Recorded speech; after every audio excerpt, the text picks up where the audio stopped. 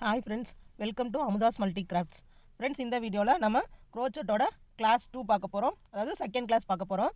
இந்த second class தான் ரொம்ப ரொம்ப இம்பார்ட்டண்ட்டான க்ரோச்சட் கிளாஸு. இந்த ஒரு ஸ்டிச்சு எப்படின்னு பார்த்துக்கோங்க. இந்த ஒரு ஸ்டிச்சு தான் நீங்கள் ரொம்ப முக்கியமாக தெரிஞ்சுக்க வேண்டிய ஸ்டிச்சு. ஏன்னா எல்லா ஸ்டிச்சோட பேஸும் இந்த ஸ்டிச்சு தான். இந்த ஸ்டிச்சை தெரிஞ்சு வச்சுட்டிங்கன்னா தான் அடுத்தது நம்ம ஃப்ளவர் ஸ்டிச்சோ, அந்த front loop, back loop, inner, outer அப்படியெல்லாம் சொல்கிறோம் இல்லைங்களா. அப்புறம் ஒரே இதில் 3 டைப்ஸாக வர்றது, பெட்டல்ஸ் வர்றது, இந்த மாதிரி நிறைய டிசைன்ஸ் இருக்குது. அது எல்லாத்துக்குமே பேஸ் வந்து இப்போ நம்ம கற்றுக்க போகிற இந்த ஸ்டிச்சு தான். இந்த ஸ்டிச்சை கற்றுக்கிட்டிங்கன்னா நீங்கள் வெரைட்டி ஆஃப் ப்ராஜெக்ட்ஸ் போடலாம். இந்த ஸ்டிச்சு தான் க்ரோச்சட்லேயே இந்த ஸ்டிச்சு தான் முக்கியமான ஸ்டிச்சு. ஓகேங்களா. க்ரோஷா ஒயருக்கு நான் ஒரு ஸ்டிச்சு சொன்னேன் இல்லைங்களா, சிங்கிள் க்ரூஸே, அதுதான் ரொம்ப இம்பார்ட்டண்ட்டானதுன்னு. அதே போல் இந்த த்ரெட்டுக்கு வந்து இந்த ஸ்டிச்சு தான் ரொம்ப ரொம்ப ரொம்ப ரொம்ப முக்கியமான ஸ்டிச்சு. இதை எப்படின்னு கற்றுக்கோங்க. இதை கற்றுக்கிட்டிங்கன்னா எல்லா ப்ராஜெக்ட்டும் நீங்கள் ஈஸியாக போடலாம். இப்போ வந்து நான் உங்களுக்கு கிளாஸ் 1லையும் கிளாஸ் 2லையும் சொல்லித்தர இதை நல்லா கற்றுக்கோங்க. கற்றுக்கிட்டிங்கன்னா அடுத்தது நம்ம என்ன ப்ராஜெக்ட் போட போகிறோம் அப்படிங்கிறத நான் இந்த வீடியோவோட எண்டில் சொல்கிறேன். ஏன்னா இது எப்படின்னு போடுறது நீங்கள் கற்றுக்கோங்க. கற்றுக்கிட்டு அப்படியே என் கூடவே போட்டுவாங்க. பாருங்கள் எப்படி போட்டிருக்கேன், எப்படின்னு பண்ணுறேன்னு பாருங்கள். இதெல்லாம் உங்களுக்கு போன கிளாஸில் சொல்லியிருப்பேன் எப்படி சுற்றணும் அப்படின்னு சொல்லிட்டு. இதுக்கு வந்து நான் ஹூக் சைஸ் என்ன எடுத்திருக்கேன்னா 2 mm. உங்களுக்கு வந்து அன்றைக்கி 5 mm ஹூக்கில் எப்படி போடுறதுன்னு சொல்லி கொடுத்தேன். ஸ்டிச் எவ்வளோ பெருசு வந்ததுன்னு பார்த்தீங்க. இப்போ 2 mm எப்படி போடுறதுன்னு பாருங்கள். இந்த மாதிரி சின்ன ஹூக்கு வந்து எதுக்குன்னா, இந்த டால் எல்லாம் மேக் பண்ணுவோம் இல்லைங்களா, உள்ளன்லேயே இந்த த்ரெட்டை யூஸ் பண்ணி டால்ஸ் எல்லாம் செய்வோம். அந்த டால்ஸுக்கு அதுக்கு எல்லாம் தான் இந்த 2 mm ஹூக் யூஸ் ஆகும். ஆனால் க்ரோச்சட்டை பொறுத்த வரைக்கும் நம்ம இந்த ஹூக் இதுக்கு தான் யூஸ் பண்ணணும், இந்த ஹூக் இதுக்கு தான் யூஸ் பண்ணுங்கிற இதே கிடையாது. நம்ம எந்த ஹூக் வேணாலும் என்ன ப்ராஜெக்ட்டுக்கு வேணாலும் யூஸ் பண்ணலாம். டிஃப்ரென்ஸ் என்னென்னா, முதல்ல ஹூக்கோட டிஃப்ரென்ஸ் தெரிஞ்சுக்கோங்க. இப்போது 2 mm ஹூக்கில் வந்துட்டு ஒரு செயின் ஸ்டிச் போடுறோன்னு வச்சுக்கோங்க. அந்த செயின் ஸ்டிச் வந்து இவ்வளோ பெருசு இருக்குதுன்னு வச்சுக்கோங்க. உங்களுக்கு தெரியுதுன்னு நினைக்கிறேன். சும்மா இது நான் உங்களுக்கு ஒரு எக்ஸாம்பிளுக்காக இது சொல்கிறேன். இப்போ ஒரு 2 mm ஹூக் யூஸ் பண்ணும்போது இவ்வளோ பெரிய செயின் வருதுன்னு வச்சுக்கோங்க. தெரியுதுங்களா, இவ்வளோ பெருசு வருதுன்னு வச்சுக்கோங்க. அதே 5 mm பண்ணும்போது உங்களுக்கு ஒன்றும் பிரச்சனை இல்லை. இது வந்து கொஞ்சம் இவ்வளோ பெருசாக வரும். அவ்வளோதான் டிஃப்ரென்ஸு. அப்போ திக்னஸ் மட்டும்தாங்க நம்மளுக்கு டிஃப்ரென்ஸ் ஆகும், வேறு எதுவும் ஆகாது. அதாவது இந்த ஹூக்கில் வந்து 10 செயின் போட்டு, இந்த ஹூக்கில் வந்து ஒரு 20 செயின் போட்டு செய்கிறோன்னா பெரிய ஹூக் யூஸ் பண்ணும்போது அது 10 செயினாக மாறும். அவ்வளோதான், வேறு எதுவும் டிஃப்ரென்ஸ் கிடையாது. கொஞ்சம் கேப்பும் கிடைக்கும், அந்த மாதிரி தான். ஓகேங்களா. நீங்கள் அதனால் இந்த ஹூக்கு தான் இதுதான் யூஸ் பண்ணணும், என்கிட்ட இந்த 2 mm ஹூக் இல்லை 3 mm ஹூக்கு தான் இருக்குது அப்படின்னால நீங்கள் ஒன்றும் வருத்தப்பட வேண்டாம். நம்மக்கிட்ட என்ன இருக்கோ அதை வச்சு நம்ம ப்ராக்டிஸ் பண்ணால் போதும். ஒவ்வொரு ப்ராஜெக்ட்டுக்கும் நம்ம செலவெல்லாம் எதுவும் பண்ண வேண்டாம். உங்கள்கிட்ட அதான் சொல்கிறேன் நான்.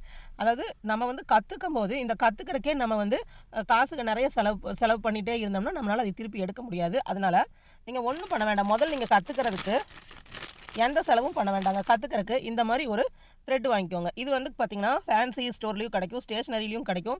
எல்லா பக்கம் இந்த மாதிரி த்ரெட் கிடைக்கும். இந்த மாதிரி த்ரெட் வந்து உங்களுக்கு வெறும் 10 rupees தான் வரும்.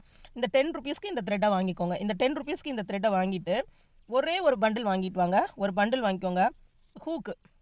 ஹூக் வந்து நீங்கள் போக போக நல்லா ப்ராக்டிஸ் பண்ண வரைக்கும் நீங்கள் நிறையா ஹூக்ஸ் வாங்கிக்கலாம். இப்போ வந்து நீங்கள் ஒரு நார்மலாக 3 mm ஹூக் வாங்கிக்கோங்க, இல்லாட்டி 3.5 mm ஹூக் வாங்கிக்கோங்க. அது போதும். அந்த ஹூக் வாங்கிக்கோங்க. ஒரே ஒரு ஹூக் வாங்கினீங்கன்னாவே போதும். அந்த ஒரு ஹூக் வாங்கிட்டு எல்லா ஸ்டிச்சஸையும் ப்ராக்டிஸ் பண்ணுங்கள். அதே மாதிரி நான் வந்து உங்களுக்கு எல்லாத்துக்குமே ஸ்டிச்சஸ் கவுண்ட்டு சொல்லாமல் டேப்பில் கவுண்ட்டு சொல்கிறேன். அப்போ அந்த டேப் இது வைக்கும்போது உங்களுக்கு வந்து, அது இன்ச் டேப்பு, அதில் வைக்கும்போது உங்களுக்கு கொஞ்சம் கரெக்டாக இருக்கும். சரிங்களா. அப்புறம் நம்ம பெரிய பெரிய ப்ராஜெக்ட் பண்ணும்போது உங்களுக்கு வந்துட்டு கரெக்டான அந்த நீடில் சைஸ் நான் அதெல்லாம் சொல்கிறேன். இப்போ ஸ்டார்டிங்கில் வந்து நம்ம கற்றுக்க போகும்போது நீங்கள் நிறைய ஸ்பெண்ட் பண்ணவே வேண்டாம். இந்த மாதிரி ஒரு த்ரெட் வாங்கிக்கோங்க. ஹூக்கு கூட இது வந்து பின்னாடி வந்துட்டு கைப்பிடி இருக்கிற மாதிரி வாங்கினீங்கன்னா 50 rupees வரும். இதெல்லாம் எதுவும் இல்லாமல் இந்த ஹூக் மட்டும் சிம்பிளாக இருக்கிறது வாங்கினீங்கன்னா 20 rupees தான் வரும். உங்களுக்கு எது கன்வீனியன்ட்டோ அது வாங்கிக்கோங்க. முதல்ல ஒரு விஷயத்தை வந்து பட்ஜெட் ஃப்ரெண்ட்லியாக நம்ம கற்றுக்கணும். கற்றுக்கிட்டு, ஏன்னா செலவு பண்ணிகிட்டே இருந்தோம்னா நம்மளுக்கே அது வந்து ஒரு மனசு இது விட்டுரும். ஐயோ இவ்வளோ காசு போட்டு வாங்கி இதை செய்யணுமா அப்படின்ட்டுலாம். அதனால் நீங்கள் வந்து ஆரம்பத்தில் சின்னதாக செலவு பண்ணி நீங்கள் கற்றுக்கோங்க. அப்புறம் நீங்கள் வந்து ஒரு 100 ரூபாய் செலவு பண்ணிங்கன்னா கண்டிப்பாக அதிலிருந்து நீங்கள் ஒரு 120 ரூபாயாவது ஏர்ன் பண்ணுற மாதிரி இருக்கணும். நம்ம 10 ரூபா செலவு பண்ணோம்னா ஒரு 12 ரூபா நம்ம அதிலிருந்து நம்மளுக்கு ஒரு 2 ரூபாயாவது ப்ராஃபிட் கிடைக்கிற மாதிரி இருக்கணும். ஓகேங்களா. அந்த மாதிரி நீங்கள் ப்ராக்டிஸ் பண்ணுங்கள். ஒரு சின்ன லாபம் தான் இதெல்லாம், ஒரு சின்ன ஏர்னிங்ஸ் தான். ஆனால் சொல்ல முடியாது, உங்களுக்கு வந்து லக் இருந்து, உங்களுக்கு வந்து ஃப்ரெண்ட் சர்க்கிள்ஸ் நிறையா இருந்து, உங்களுக்கு லக் இருந்து, உங்களுக்கு அந்த மாதிரி உங்கள் ப்ராடக்ட்ஸ் வந்து எல்லாத்துக்குமே விரும்புகிற மாதிரி இருந்துச்சுன்னா இந்த க்ரோச்சட்டில் நிறைய பேர் சாதிச்சவங்க இருக்காங்க. நீங்களும் கண்டிப்பாக சாதிக்கலாம். நீங்கள் ஒரு பெரிய இதுக்குன்னு தனியாக ஒரு ஸ்டோரே வைக்கலாம். நல்லா பழகிட்டிங்கன்னா யான்ஸ் கூட பண்டெல்லாம் வாங்கி அதை கூட நீங்கள் சேல்ஸ் பண்ணலாம். இது ஒரு பெரிய ஃப்யூச்சரே இருக்கும். ஆனால் இது வந்து நிறைய பேருக்கு அது தெரியறதில்ல. அதனால் இப்போ தான் இதை பற்றி கொஞ்சம் சில பேர்த்துக்கு வந்து க்ரோச்சட்டா இது இப்படி பண்ணலாமாங்கிறது வந்து இந்த யூடியூப்ஸ் வந்த பிறகு தான் சில பேர்த்துக்கு வந்து அந்த ஐடியாஸ் கிடச்சிட்ருக்கு. எனக்கே எவ்வளோ விஷயம் தெரியும். ஆனால் அதை வந்து நான் வந்து எப்படி எக்ஸ்ப்ளோர் பண்ணுறதுன்னு எனக்கு தெரியல இவ்வளோ நாளாக. அந்த ஒயர் கூட போடுறது சேல்ஸ் பண்ணுறது அது மட்டும்தான் இதாக இருந்துச்சு. எனக்கு தேவையான பொருளை மட்டும் அப்பப்போ நான் வந்து இந்த மாதிரி நூல் டவுனுக்குலாம் போனால் இந்த மாதிரி நூல் வாங்கிட்டு வந்துடுவேன். வாங்கிட்டு வந்து எனக்கு என்ன தேவையோ அதை மட்டும் தான் நான் போட்டு வச்சுட்ருப்பேன். ஏன்னா இப்போ இது செலவு பண்ணுற இதெல்லாம் யார் விரும்புவாங்க அப்படின்னு சொல்லிட்டு நான் இது பண்ண மாட்டேன்.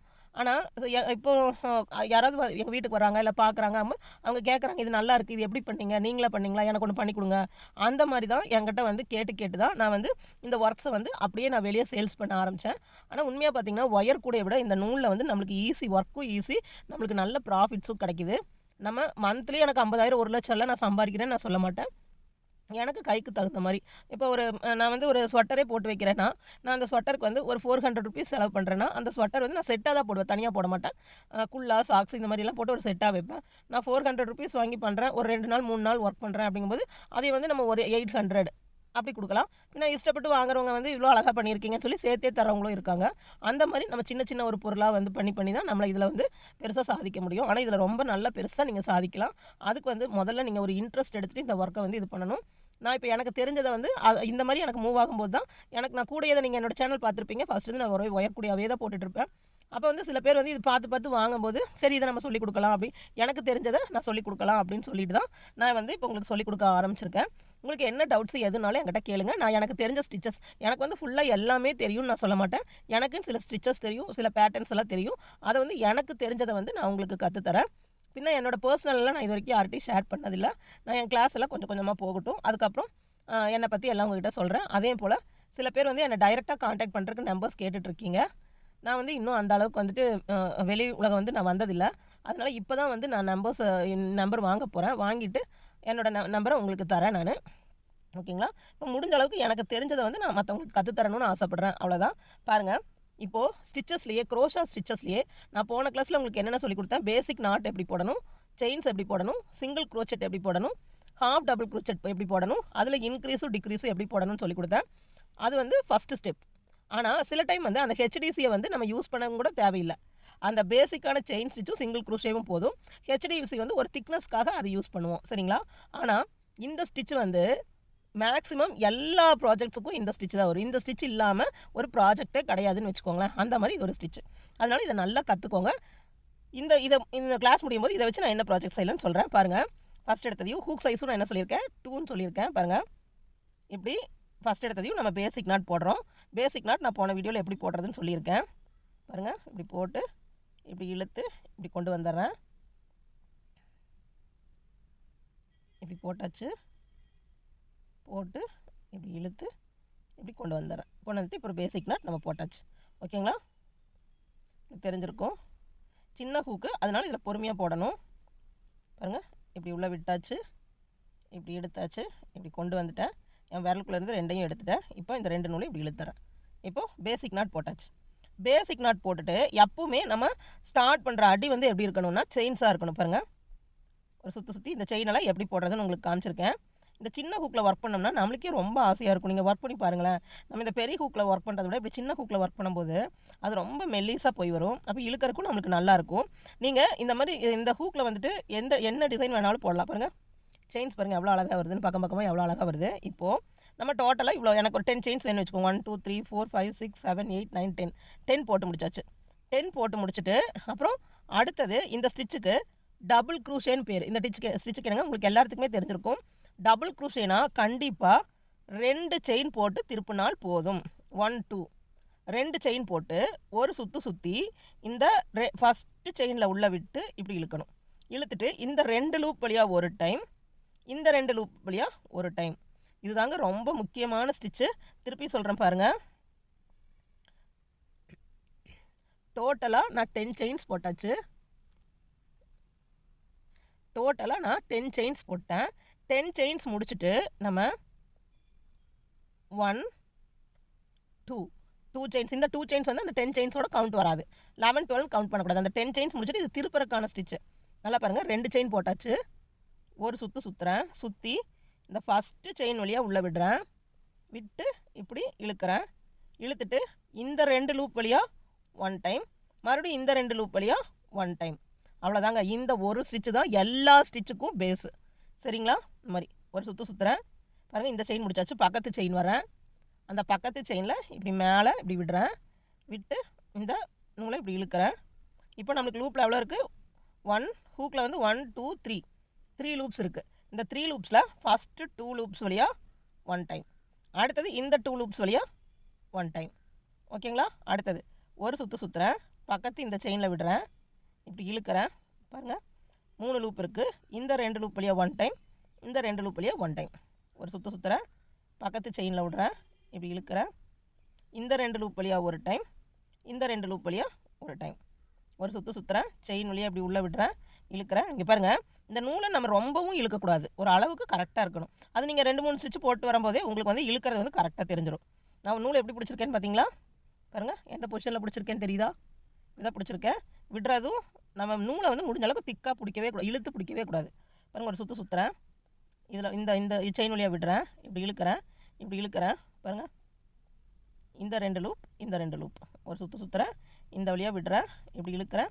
ஃபஸ்ட்டு 2 லூப், அடுத்தது 2 லூப். ஒரு சுற்றுறேன், இந்த வழியாக இழுக்கிறேன், இப்படி விடுறேன். ஃபஸ்ட்டு 2 லூப், அடுத்த 2 லூப். ஒரு சுற்றுறேன், இப்படி விடுறேன், இழுக்கிறேன். ஃபஸ்ட்டு 2 லூப், அடுத்த 2 லூப். இவ்வளோ தாங்க. கடைசி செயின் வரேன், இப்படி உள்ளே விடுறேன், இழுக்கிறேன். இவ்வளோ தாங்க. பாருங்கள் எவ்வளோ திக்னஸ். இந்த சின்ன ஹூக் சைஸ் வந்து சின்னதாக இருக்கங்காட்டிக்கு திக்னஸ் வந்து நம்மளுக்கு இப்படி கிடைக்கும். திக்னஸ் பாருங்கள், ஏதாவது உங்களுக்கு கேப் தெரியுதான்னு பாருங்கள். எந்த கேப்பும் தெரியாது, ரொம்ப திக்காக இருக்கும். தெரியுதுங்களா? இது வந்து யான். இந்த யான் வந்து மல்டி கலர் ஆர்கானிக் யான், அக்ரிலிக் இதோட தான் வாங்கினேன். அதை ஒரு ப்ராஜெக்ட் செஞ்சுட்டு இருந்தேன், அதில் மிச்சம் இருந்துச்சு, அதை எடுத்து வச்சு தான் இது உங்களுக்கு கிளாஸுக்கு யூஸ் பண்ணிகிட்ருக்கேன். நிறைய பேர் இது என்னதுன்னு கேட்குறீங்க. இது வந்து யான் தான். இது வந்து மல்டி கலர் யான். மல்டி கலர் யான்ஸ் வந்து இப்போது லைட் கலர்ஸ்னால் ஃபுல்லாக ஒரு 5 6 கலர் மிக்சடாக இருக்கும் இதில். ஓகேங்களா? பாருங்கள், இது வந்து சின்ன ஹூக்கில் போட்டால் நம்மளுக்கு இந்த மாதிரி கிடைக்கும். பெரிய ஹூக்கில் போட்டோம்னா இங்கே வந்து நடுவில் இந்த மாதிரி கொஞ்சம் கொஞ்சம் கேப் இருக்கும். அவ்வளோதாங்க வித்தியாசம் வரும். இந்த ஸ்டிச் வந்து கொஞ்சம் இவ்வளோ பெருசாக வந்திருக்கும், மொந்தமும் இவ்வளோ பெருசாக வரும். அவ்வளோதாங்க, வேறு எந்த டிஃப்ரென்ஸும் இல்லை.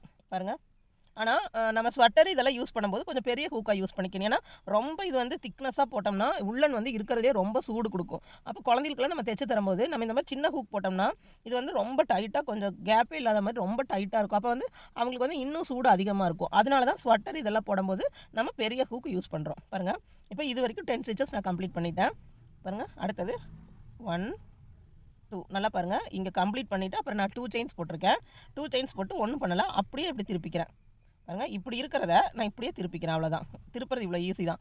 அடுத்தது ஒரு சுற்றி இப்போ இந்த மேலே பார்த்திங்கன்னா ஹோல்ஸ் தெரியுதா? இங்கே இப்படியே லைனாக ஹோல்ஸ் தெரியுதா? இந்த எப்போவுமே ஃபஸ்ட்டு ஹோலில் விடணும். ஃபஸ்ட்டு ஹோலில் விட்டு இப்படி எடுத்து 2. ஓகேங்களா? ஒரு சுற்றுறோம், இந்த ஹோலில் விடுறோம், இப்படி எடுக்கிறோம். இதில் வந்து அப்பர் லூப் லோயர் லூப்பெல்லாம் எதுவும் கிடையாதுங்க. கூட மாதிரி இதில் வந்து ஒயர் கூடைக்கு போட்ட மாதிரி அப்பர் லூப் லோயர் லூப்பெல்லாம் எதுவும் கிடையாது. இப்போ ஒரு சுற்றுறோம், இந்த ஃபுல் செயின் வழியாக விடுறோம், இப்படி இழுக்கிறோம், எடுத்து இந்த லூப் 2 செயின் வழியாக, இந்த 2 லூப் வழியாக ஒரு சுற்றுறோம், உள்ளே விடுறோம், எடுக்கிறோம். 2 லூப் 2 லூப், அந்த 2 லூப் தாங்க கணக்கு. ஒரு சுற்றி இந்த வழியாக உள்ளே விட்டு இப்படி எடுக்கிறோம். எடுத்தோம்னா 3 லூப் இருக்கும். 2 லூப் 2 லூப், ஒரு சுற்றுறோம், இப்படி விடுறோம், உள்ளே விட்டு எடுக்கிறோம். பாருங்கள், 2 லூப் 2 லூப். இதே தாங்க. இந்த லைனை வந்துட்டு நீங்கள் இதே மாதிரி திருப்பியும் ஒரு லைன் வந்து ஒரு 4 5 லைன் வர மாதிரி ப்ராக்டிஸ் பண்ணிகிட்டே இருங்க. நம்ம எவ்வளோ ப்ராக்டிஸ் பண்ணுறோமோ அவ்வளோ நம்ம வந்து அழகான நிறைய பொருட்கள் இதில் பண்ணலாம்.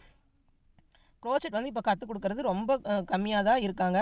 நானே வந்துட்டு எனக்கே வந்து நிறைய இது வந்து கற்றுக்கிறதுக்கு முடியலை. அந்தளவுக்கு நம்மளுக்கு ஸ்பெசிஃபிக்காக இது கற்றுத்தரக்கு ஆள் இல்லை. ஸோ ஏதோ ஒரு சான்ஸ் நம்மளுக்கு கிடைக்கும்போது இது கற்றுக்கணும். பாருங்கள், ஃபினிஷிங் வந்து நம்ம இங்கே 10 போட்டிருக்கோமா, அதே மாதிரி இங்கே கவுண்ட் பண்ணும்போது நம்மளுக்கு 10 வரணும். இந்த திருப்பினதை வந்து நம்ம கவுண்ட் பண்ணக்கூடாது. எப்பவுமே இந்த திருப்புறோம் இல்லையா, அதை கவுண்ட் பண்ணக்கூடாது. 1 2 3 4 5 6 7 8 9 10 கரெக்டாக 10 போட்டோம். ஓகேங்களா? நீங்கள் வந்து பிகினர்ஸுங்கிறங்காட்டிக்கு ஒவ்வொரு டைம் எது போட்டாலும் நீங்கள் கவுண்ட் பண்ணி போடுங்க. கவுண்ட் பண்ணுறதுல டைம் எடுத்தாலும் தப்பு கிடையாது. ஏன்னா உங்கள் ஒர்க் வந்து நீட் இல்லாமல் முடியக்கூடாது. பாருங்கள், அடுத்தது அதே மாதிரி 2 செயின் போடுறோம்.